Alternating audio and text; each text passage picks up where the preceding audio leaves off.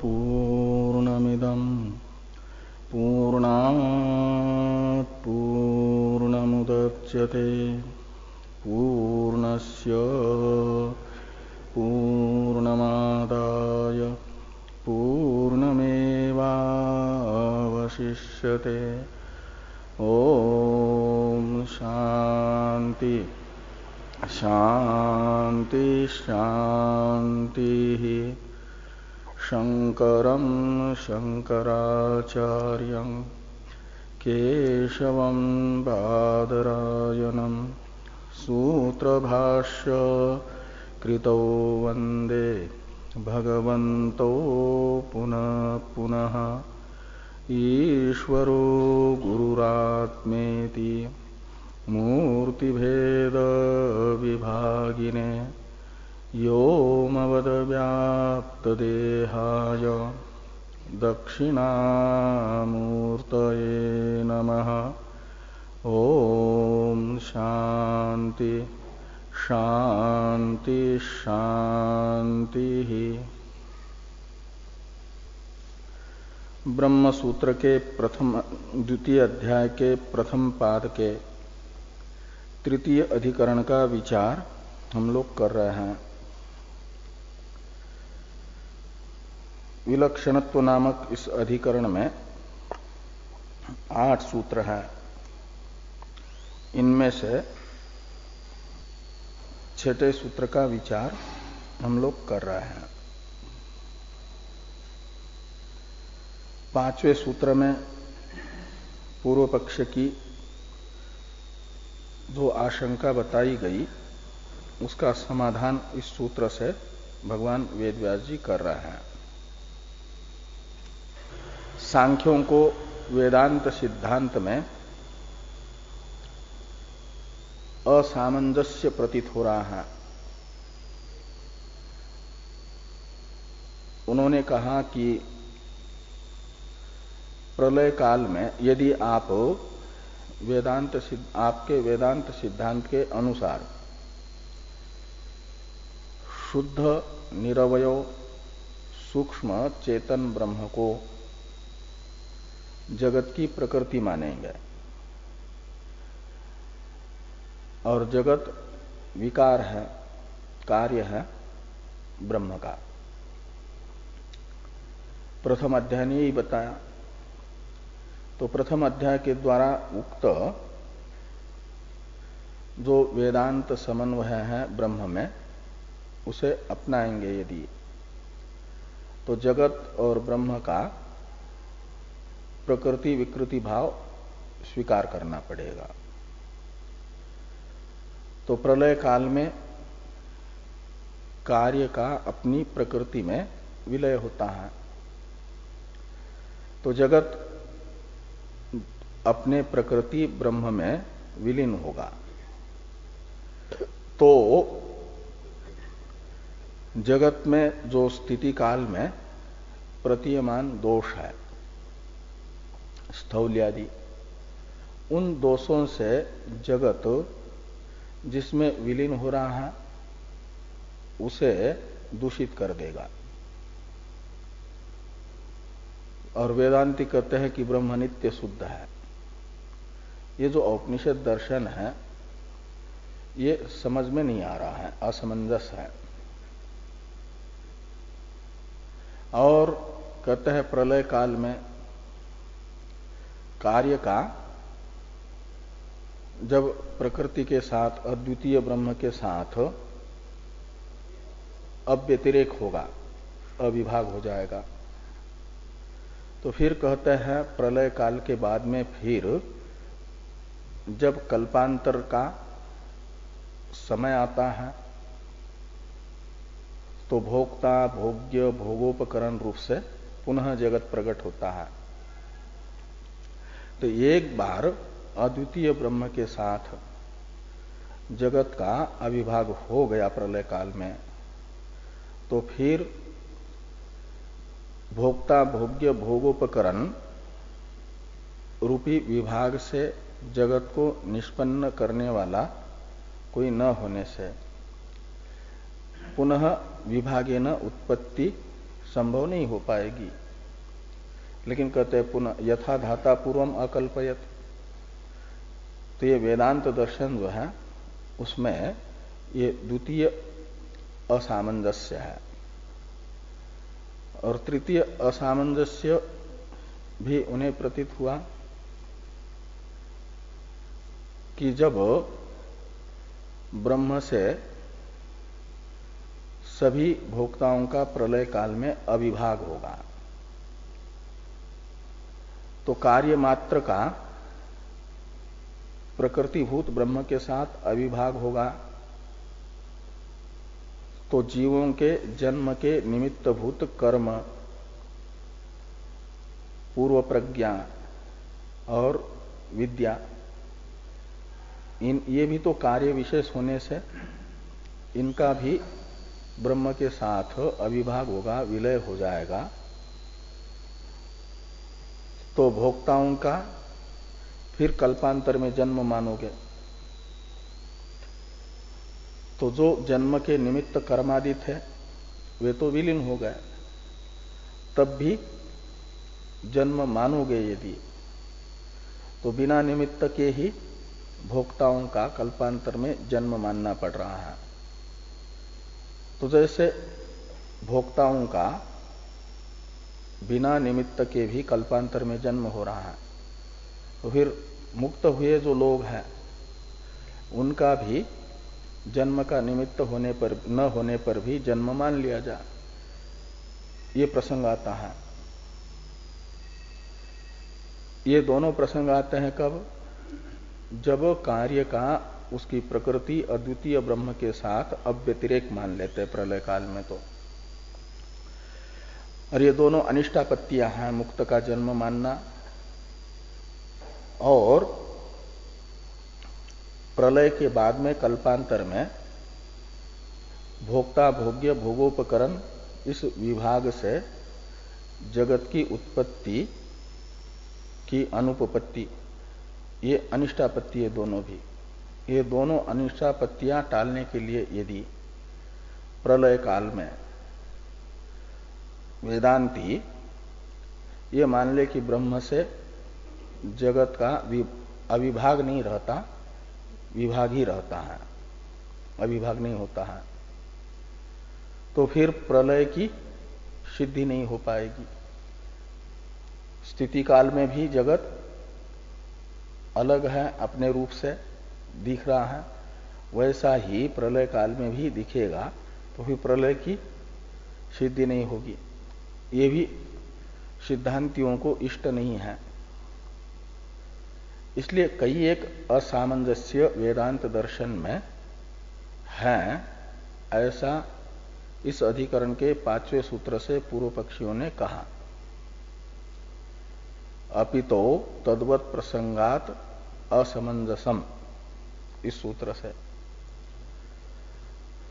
न तो दृष्टांत भावात, इस सूत्र से वेद व्यास जी पूर्व पक्षियों को वेदांत दर्शन में प्रतीयमान जो असामंजस्य है उसका निराकरण कर रहे हैं। ये कहा कि वेदांत दर्शन में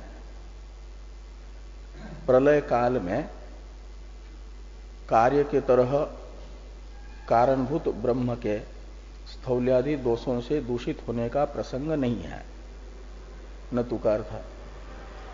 क्यों? तो कहते दृष्टांत भावात। तो कई एक दृष्टांत हैं जो ये अर्थ पुष्ट करते हैं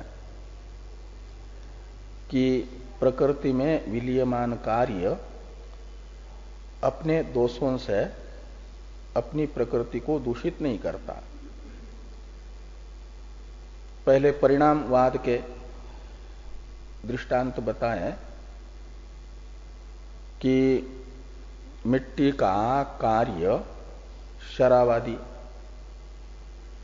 अपनी स्थिति काल में जिन महत् दीर्घ मध्यम अणु रस्वादि परिमाण से युक्त प्रतीत होता है,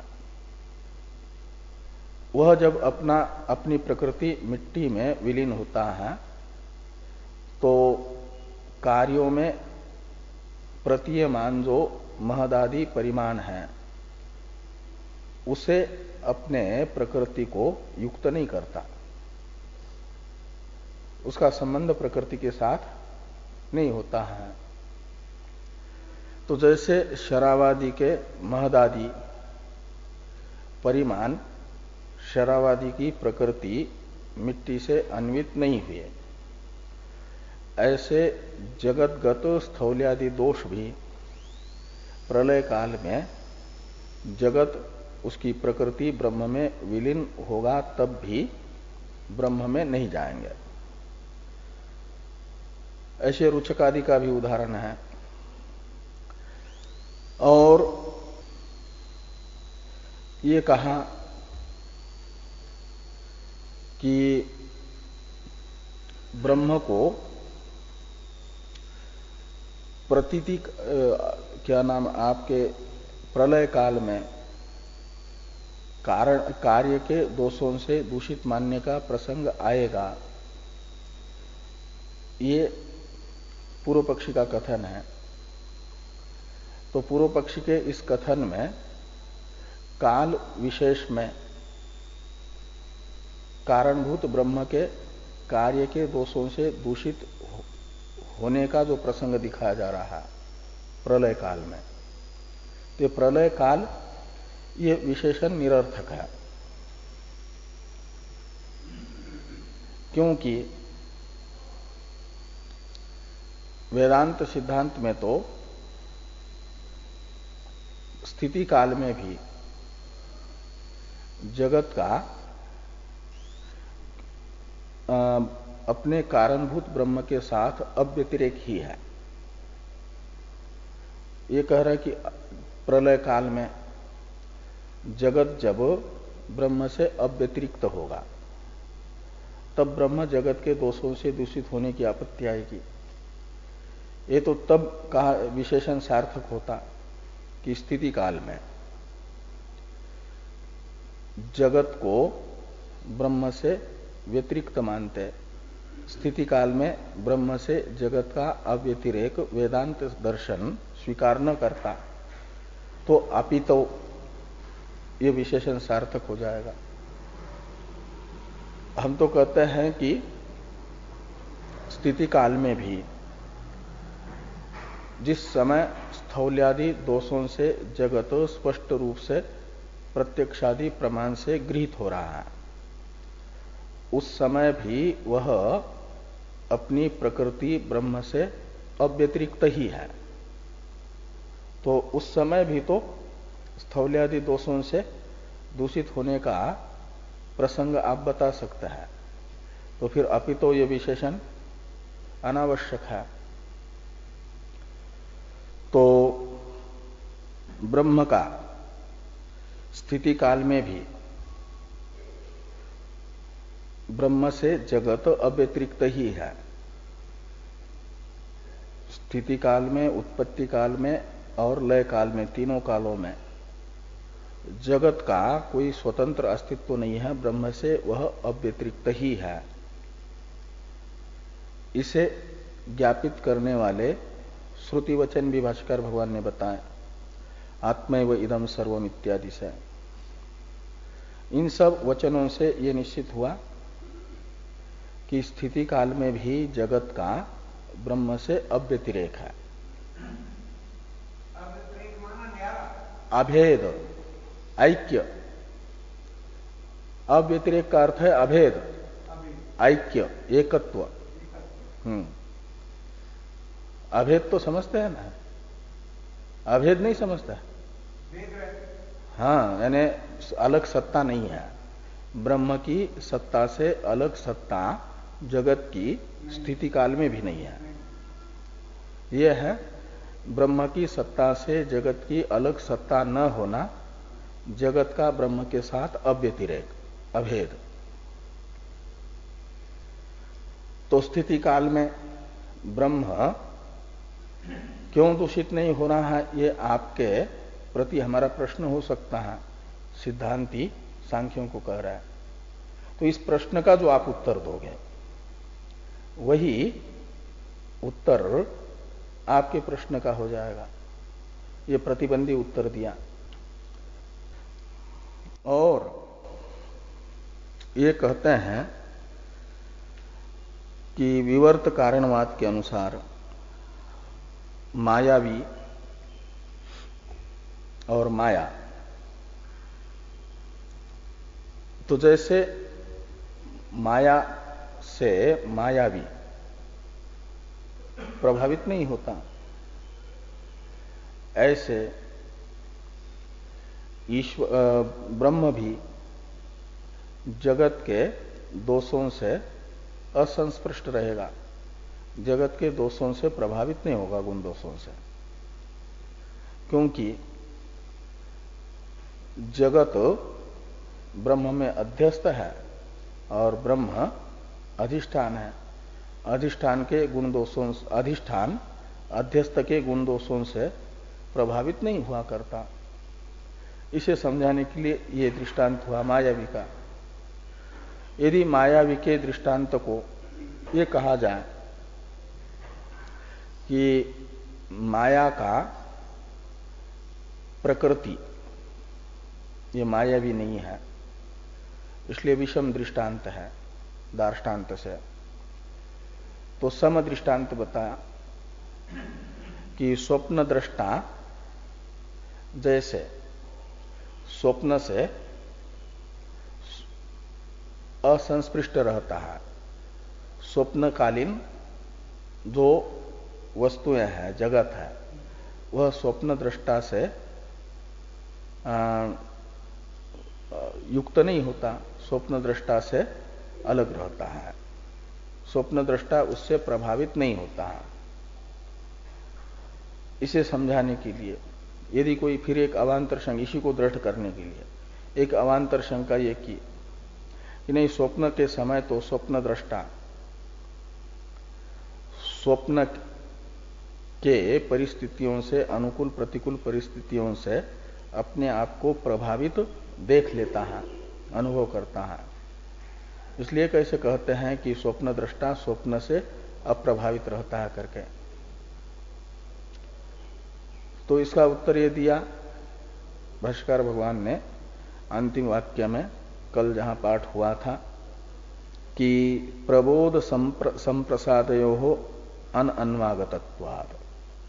प्रबोध शब्द का अर्थ है जागृत अवस्था, संप्रसाद शब्द का अर्थ है सुसुप्ति अवस्था। यदि स्वप्न परिस्थितियों का स्वप्न दृष्टा के साथ वस्तुतः संसर्ग होता तो स्वप्न में जिनका संसर्ग स्वप्न दृष्टा अपने साथ अनुभव कर रहा था, उनसे युक्त उनका वो संसर्ग वास्तविक होता स्वप्न दृष्टा के साथ, तो वास्तविक जो संबद्ध पदार्थ है, जुड़े हुए पदार्थ है, धर्म है, उन धर्मों को छोड़ करके स्वप्न दृष्टा सुसुप्ति और जागृत अवस्था से अन्वित न होता यदि वास्तविक होते तो। लेकिन स्वप्न दृष्टा का तो जागृत और स्वप्न के साथ अन्वय प्रतीत हो रहा है और स्वप्न वस्तुओं का जागृत और सुसुप्ति में व्यतिरेक प्रतीत हो रहा है। व्यतिरेक कहते हैं अभाव को, व्यभिचार को।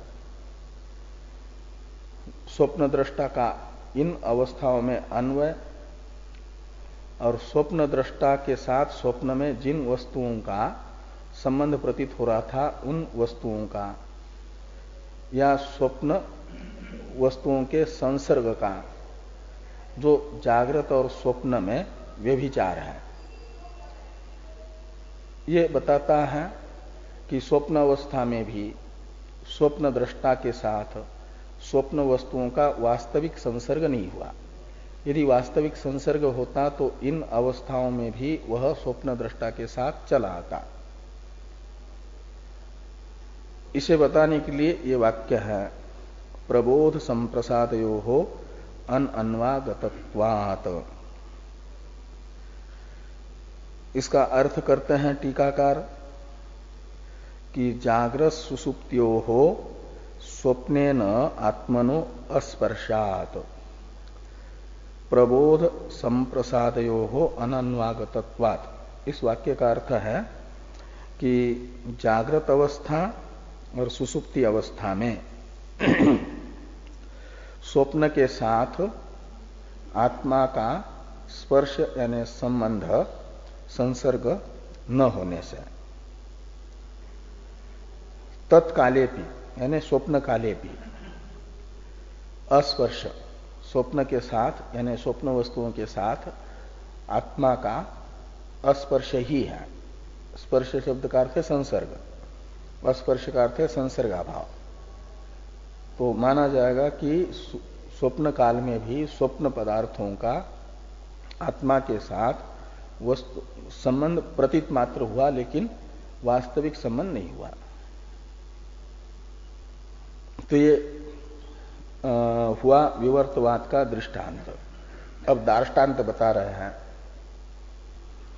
यदि अज्ञस्य जीवस्य अवस्था भी ही असंसर्ग तदा सर्वज्ञस्य किम वाच्यम इति दार्ष्टान्तिकम आह एवं इति। तो ये कह रहे हैं कि अज्ञानी जीव का भी वस्तुतः अवस्थाओं के साथ संसर्ग नहीं है।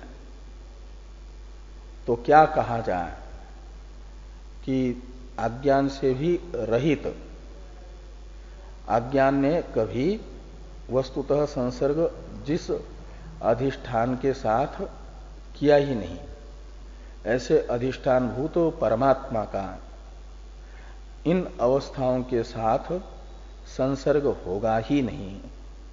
अध्यस्त वस्तुओं से परमात्मा अप्रभावित ही रहेगा, अस्पृष्ट ही रहेगा। इसके विषय में क्या कहना है?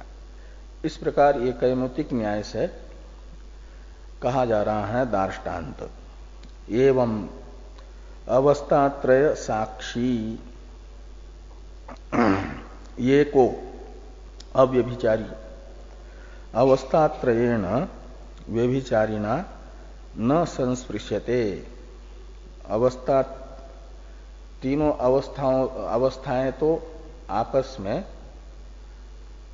व्यभिचारी है।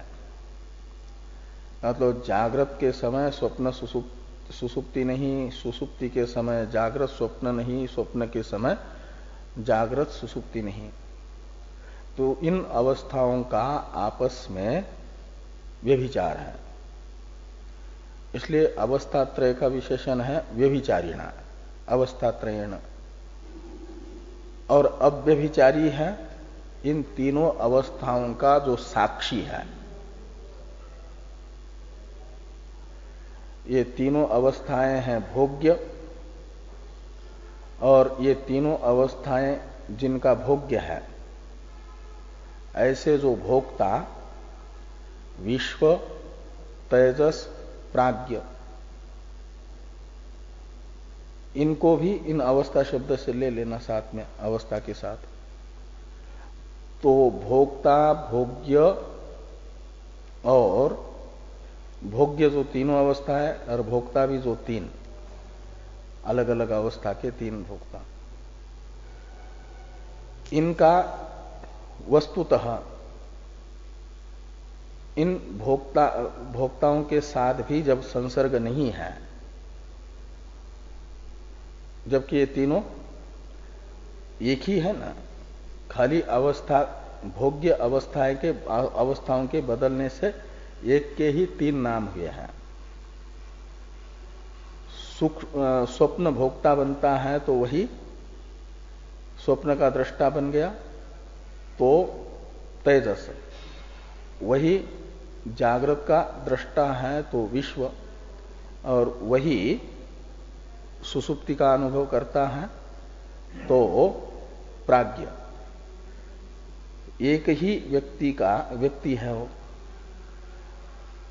तो उसके साथ भी जो अज्ञानी है इन तीनों व्यभिचारी अवस्थाओं का संसर्ग सिद्ध नहीं हो रहा है, जबकि ये भोगता है। और इनसे भी ऊपर है, इन भोक्ताओं को भी उनके भोग्य अवस्थाओं के साथ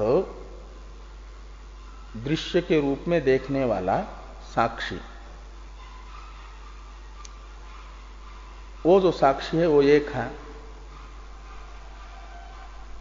और उसका कहीं व्यभिचार नहीं है, तीनों अवस्थाओं का वो दृष्टा ही है। तीनों अवस्थाओं के भोक्ताओं के साथ तीनों अवस्थाओं को देखने वाला जो साक्षी है वो ये नियम होता है कि दृश्य दृष्टा से अलग हुआ करता है। दृश्य के गुण धर्मों से दृष्टा प्रभावित नहीं हुआ करता। मकान के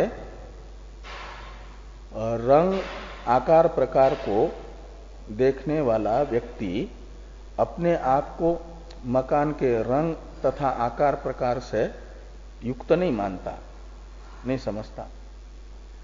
तो ऐसे अवस्थात्रय का साक्षी जो एक आत्मा है वह अव्यभिचारी है और वह इन तीनों अवस्थाओं से संस्पृष्ट नहीं होगा।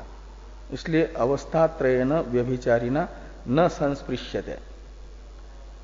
एक अव्यभिचारी अवस्थात्रय साक्षी, क्योंकि ये तीनों उसकी दृश्या हैं।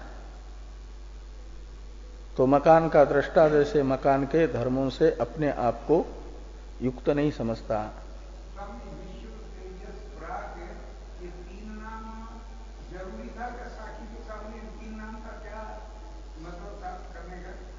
कहाँ? हाँ हाँ हाँ भोगता है। साक्षी उनका भी साक्षी है। साक्षी के नाम नहीं है ये। हाँ ठीक है। एक आत्मा के ही अलग अलग तीन अवस्थाओं के भोग्य के बदलने से तीन नाम आ गए, ये कहा। हाँ हाँ।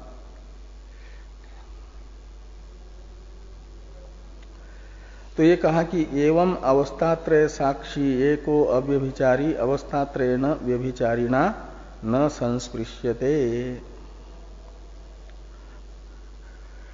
आगे कहते हैं कि माया मात्रम हेतत, कहते यह तो माया मात्र है, का मतलब कल्पना मात्र है। क्या? तो कहते ये जो अवस्थात्रय है, ये तत् शब्द से ग्राह्य अर्थ को ही यत इत्यादि से बता रहे भाष्कर भगवान कि यत परमात्मनो अवस्थात्रयात्मना अवभासनम, अवस्थात्रय के रूप से परमात्मा का भासना, यह माया मात्र है, यानी कल्पना मात्र है।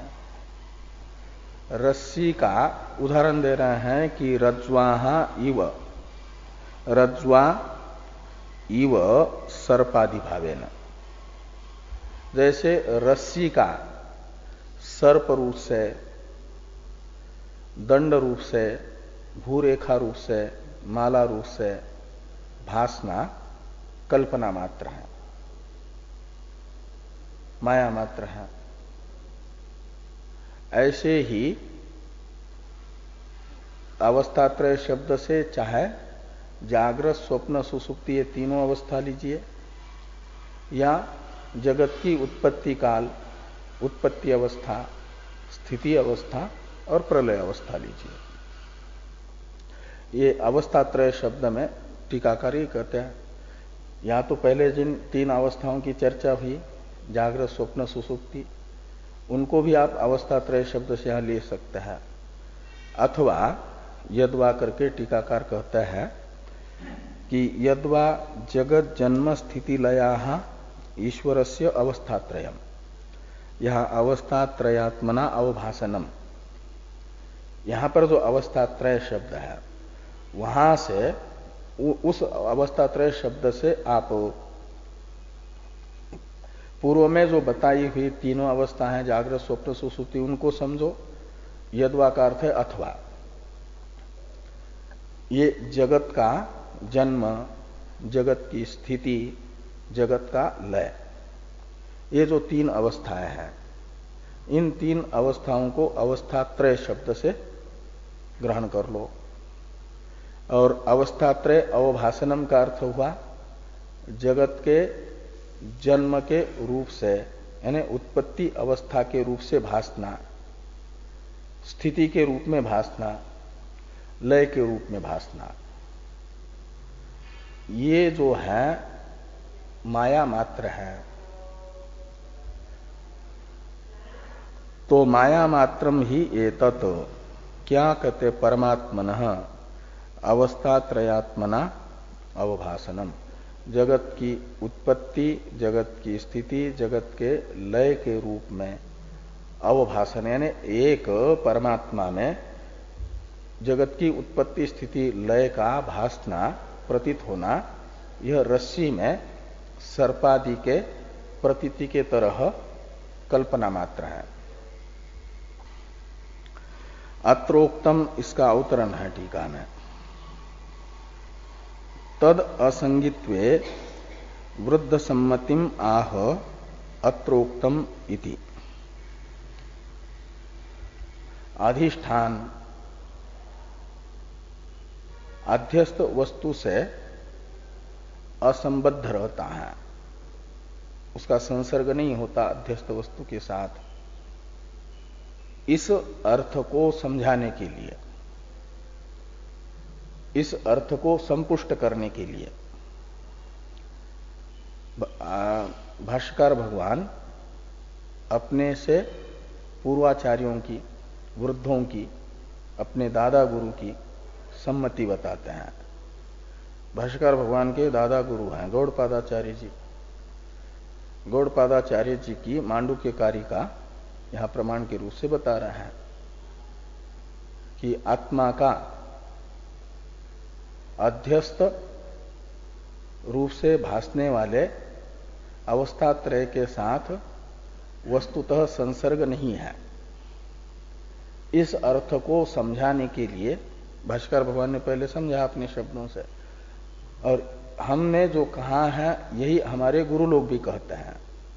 गुरु लोगों ने ही ऐसा कहा है। तो इससे जो है वृद्धों की सम्मति, शिष्ट सम्मति प्राप्त हो जाती है, तो प्रामाणिक अर्थ सिद्ध हो जाता है। इस अभिप्राय से भाष्कर भगवान ये कहते हैं अत्रोक्तम। अत्रोक्तम के अवतरण में लिखा कि तद असंगित्वे, इसमें तत् शब्द का अर्थ है अवस्थात्रय। तो अवस्थात्रय असंगित्वे परमात्मनः अवस्थात्रय असंगित्वे वृद्ध सम्मतिम आह, ये अर्थ निकलेगा।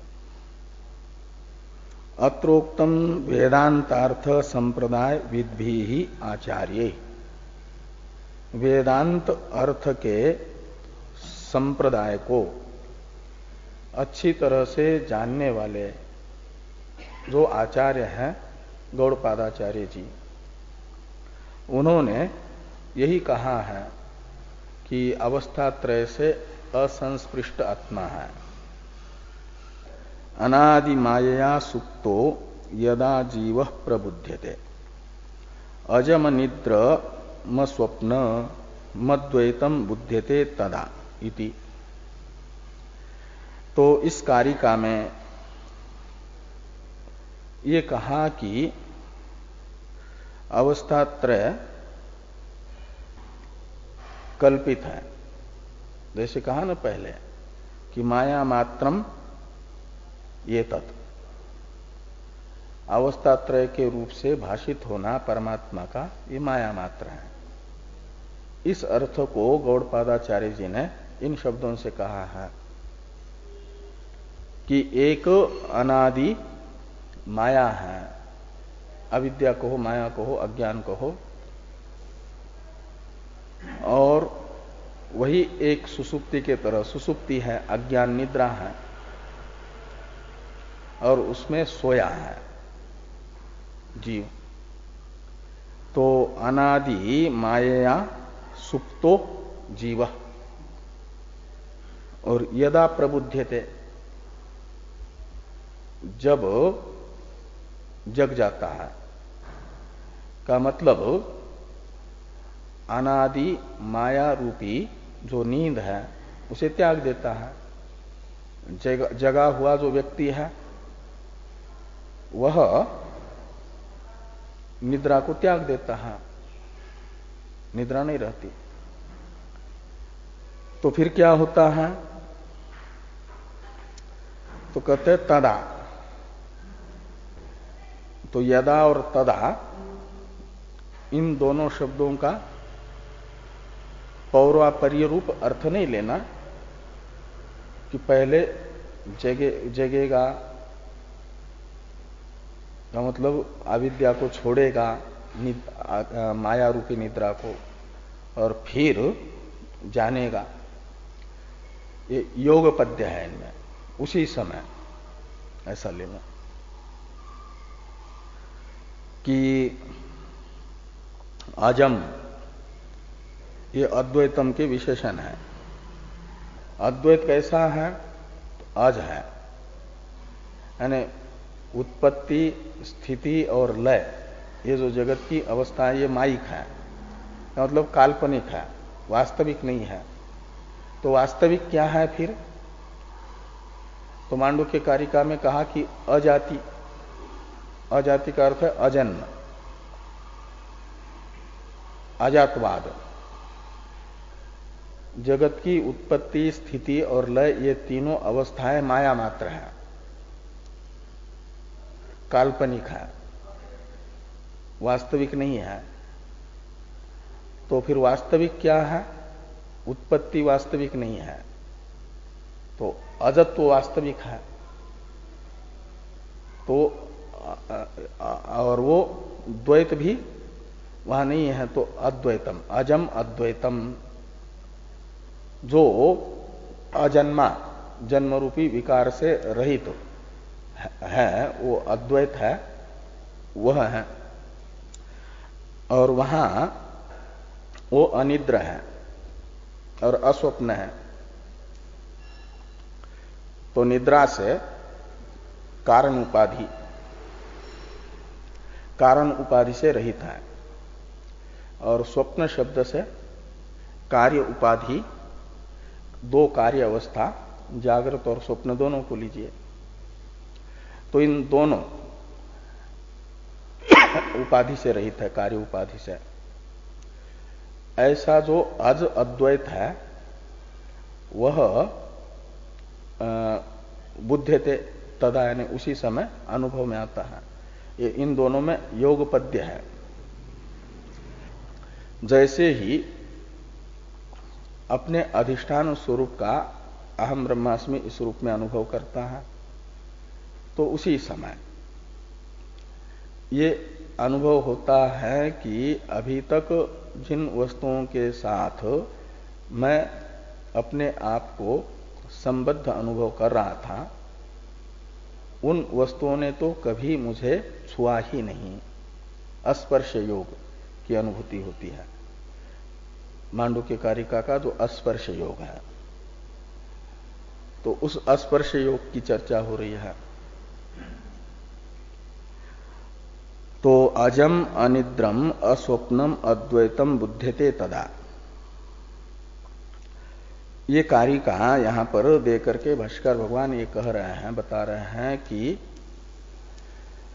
अध्यस्त ये अवस्थाएं हैं, जगत की उत्पत्ति स्थिति उत्पत्त्यादि कल्पित है, और उन कल्पितों का, कल्पित उत्पत्त्यादियों का वास्तविक अधिष्ठान के साथ संसर्ग होगा ही नहीं, वह असंस्पृष्ट ही है।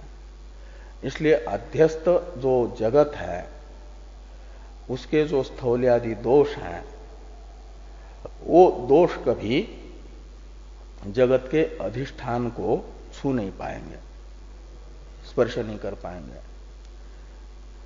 इसलिए वो तीनों कालों में शुद्ध है, नित्य शुद्ध है।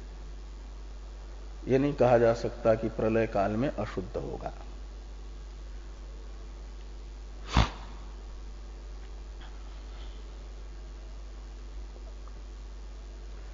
थोड़ी टीका है।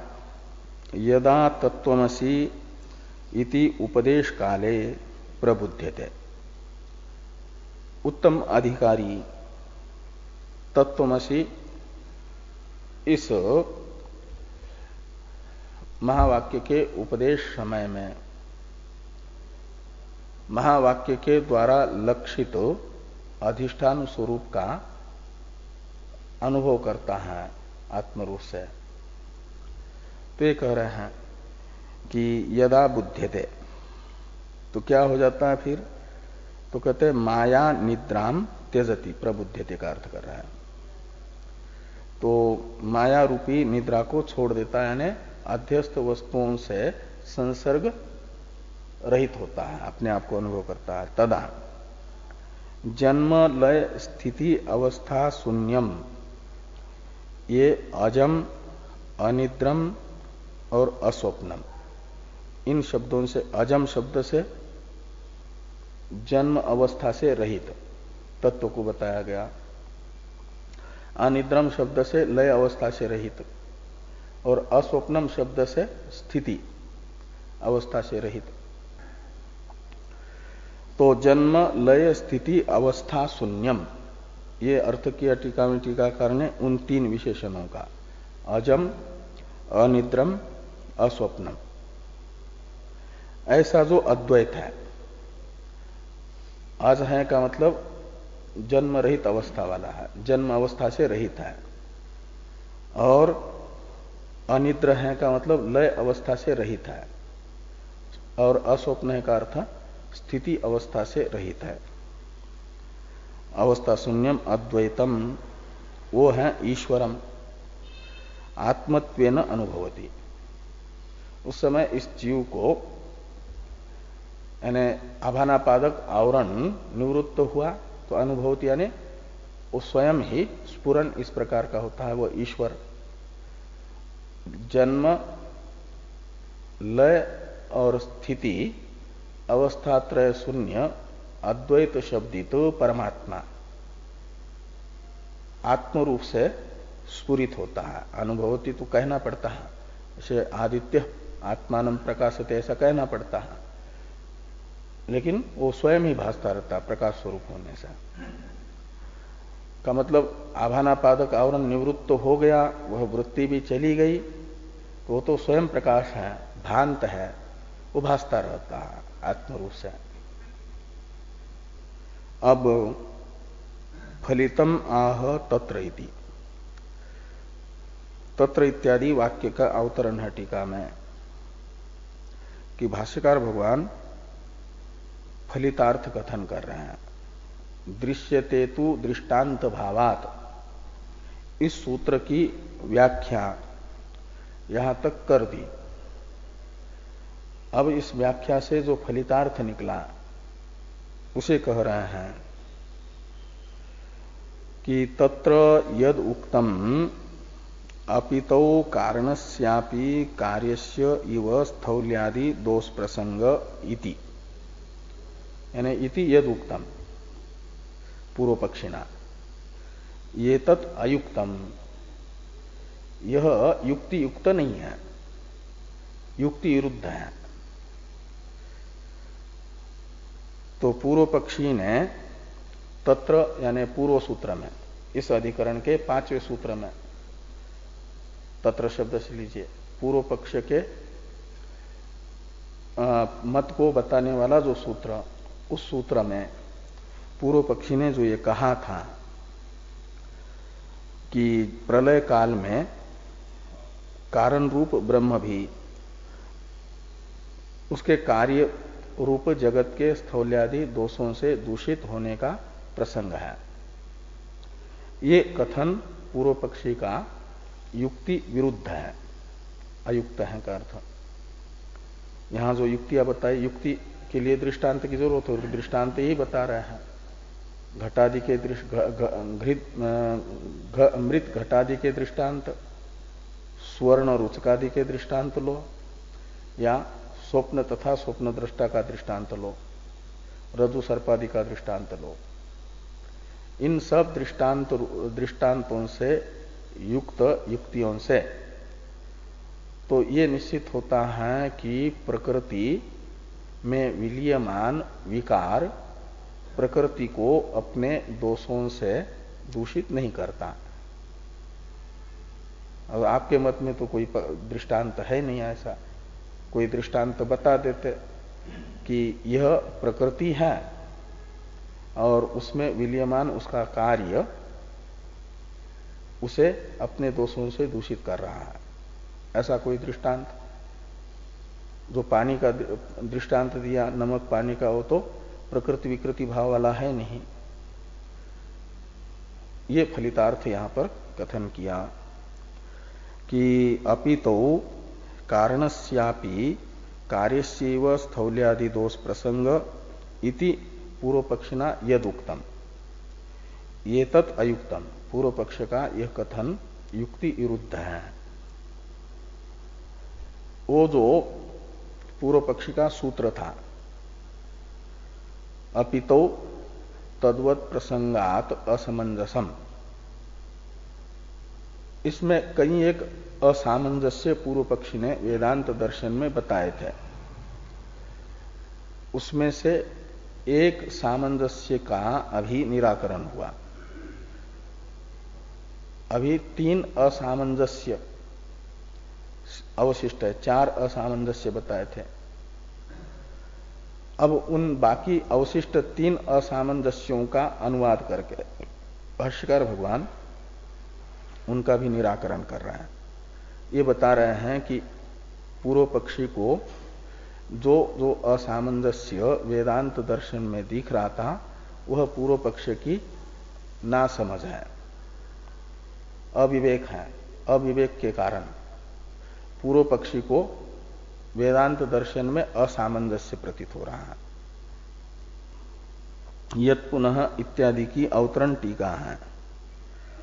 द्वितीयम असामंजस्यम अनुद्य तेन एव सूत्रेण परिहरति यत् पुनः इति। तो द्वितीय असामंजस्य का अनुवाद करके इस अधिकरण के 5वें सूत्र में पूर्व पक्ष के द्वारा बताया गया जो द्वितीय असामंजस्य है वेदांत दर्शन में, उसका अनुवाद करके भाष्यकार भगवान परिहार कर रहे हैं। और वो इसी सूत्र को आधार बना करके, जिस सूत्र के आधार पर प्रथम असामंजस्य का परिहार हुआ, उसी सूत्र को आधार बना करके भाष्यकार भगवान द्वितीय असामंजस्य का भी परिहार कर रहे हैं। तो ये है कि यत् पुनर्एतत् उक्तम समस्तस्य विभागस्य अविभाग प्राप्तेः पुनर्विभागेन उत्पत्तौ नियम कारणम न उपपद्यते इति। पूर्व पक्षी ने द्वितीय असामंजस्य बताते हुए ये कहा था, उसका ये अनुवाद है इति तक कि समस्तस्य विभागस्य, विभाग है कार्य, तो समस्त कार्य का जब अपने प्रकृतिभूत ब्रह्म के साथ अविभाग होगा, अव्यतिरेक होगा, तो अव्यतिरेक प्राप्त होने से प्रलय के बाद में जब सृष्टि होगी तो कहते पुनः विभागेन उत्पत्तो नियम कारणम न उपपद्यते। ब्रह्म से एकीभूत हुए जगत का पुनः भोक्ता भोग्य भोगोपकरण इस विभाग से निष्पादन का कोई कारण न होने से निष्पत्ति नहीं हो पाएगी। ऐसा जो पूर्व पक्षी ने पहले वेदांत दर्शन में दूसरा असामंजस्य बताया था, उसके विषय में ये कहना है, कहते अयम अपि अदोष। तो ये द्वितीय असामंजस्य भी सिद्धांत में नहीं है। अयम अपि अदोष, तो ये जो सूत्र है इस अधिकरण का 6वां सूत्र, पाद का 9वां सूत्र, इसी को आधार बना रहे, इसी का प्रकारांतर से अर्थ कर रहे हैं आप। न तु दृष्टांत भावात, इसमें न का अर्थ कर दिया।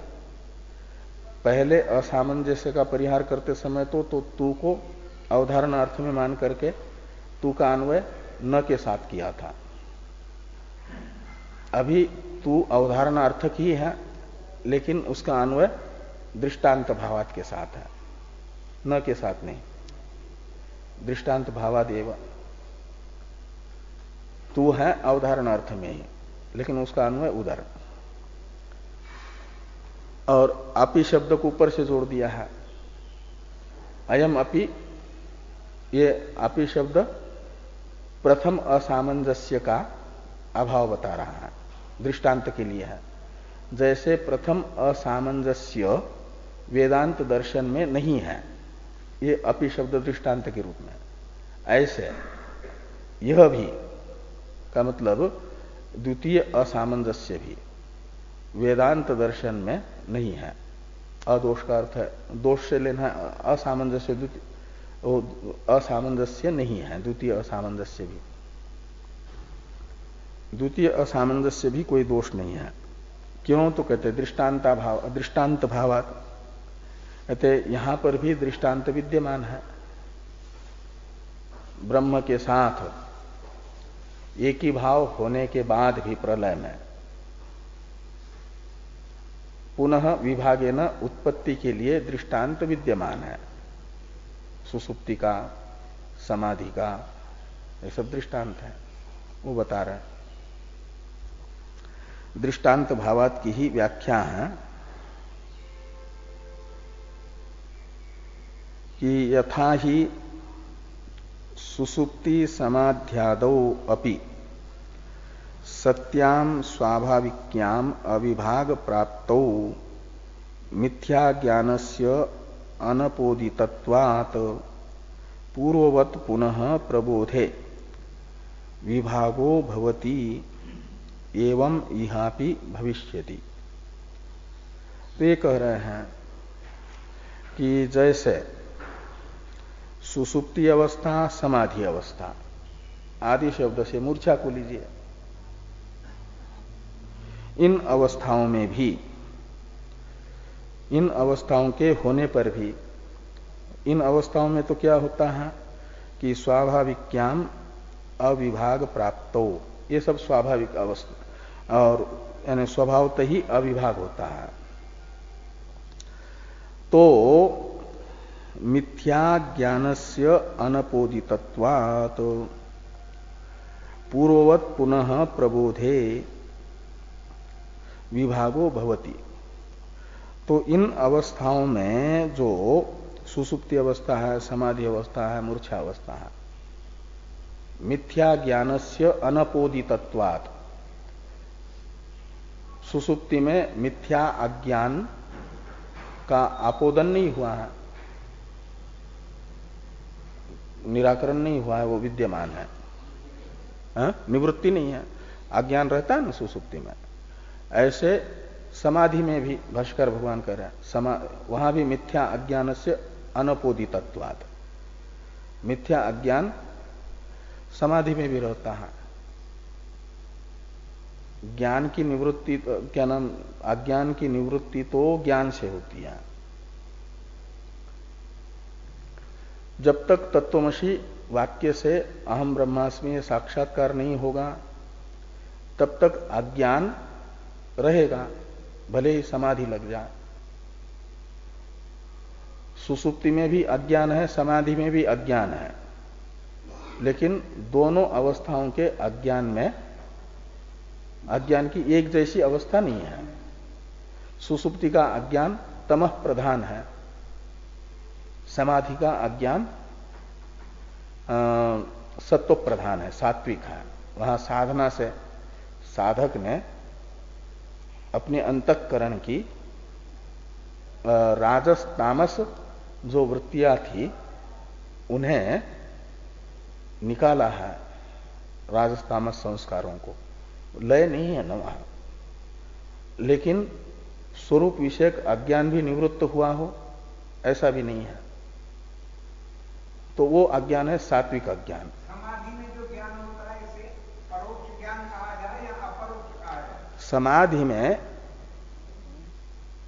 तो समाधि एक मन की समाहित अवस्था है, समाहित अवस्था है। मन उस समय अपने ध्येय में समाहित है ना। तो वहां पर ज्ञान की अनुभूति है कि नहीं है? तो प्रतीति होगी, अनुभूति यानी जैसे इस समय भी कोई ना कोई अनुभूति होती है ना, प्रतीति होती है।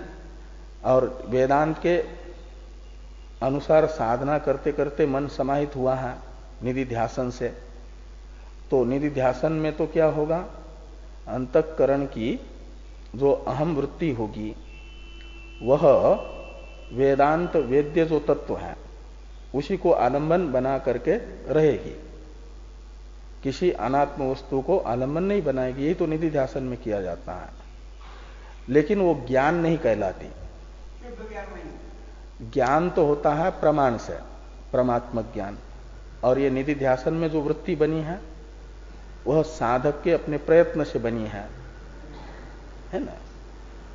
ज्ञान के निकटवर्ती है वो, लेकिन प्रमा नहीं है। हाँ, वो प्रयत्न से लाई हुई अवस्था है। समाधि प्रयत्न से होती है। परिपक्व निधिध्यासन हुआ तो वेदांत के अनुसार वो समाधि हो गई, समाहित अवस्था हो गई।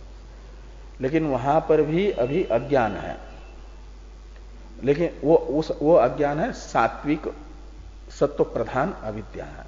सत्वगुण भी तो अज्ञान ही है, अज्ञान ही का तो अंश है ना सत्वगुण में। गुण यानी त्रिगुणात्मक है अज्ञान प्रकृति। तो वहां पर भी मिथ्या अज्ञान के रहने से अनपोदितत्वात् का अर्थ है निवृत्त नहीं हुआ। वेदांत के अनुसार अज्ञान की निवृत्ति तो सर्वथा निवृत्ति तो अहम ब्रह्मास्मि साक्षात्कार से होगी। अहम ब्रह्मास्मि इत्याकारक साक्षात्कार से आभानापादक आवरण निवृत्त हो जा तो माना जाएगा मिथ्या अज्ञान अपोदित हो गया। अज्ञान का निवर्तक साक्षात्कार होता है, प्रमा होती है। लेकिन ये अवस्था जो है इन बाकी अवस्थाओं की अपेक्षा सर्वोत्कृष्ट अवस्था है। इससे शुभ संस्कार बनते हैं।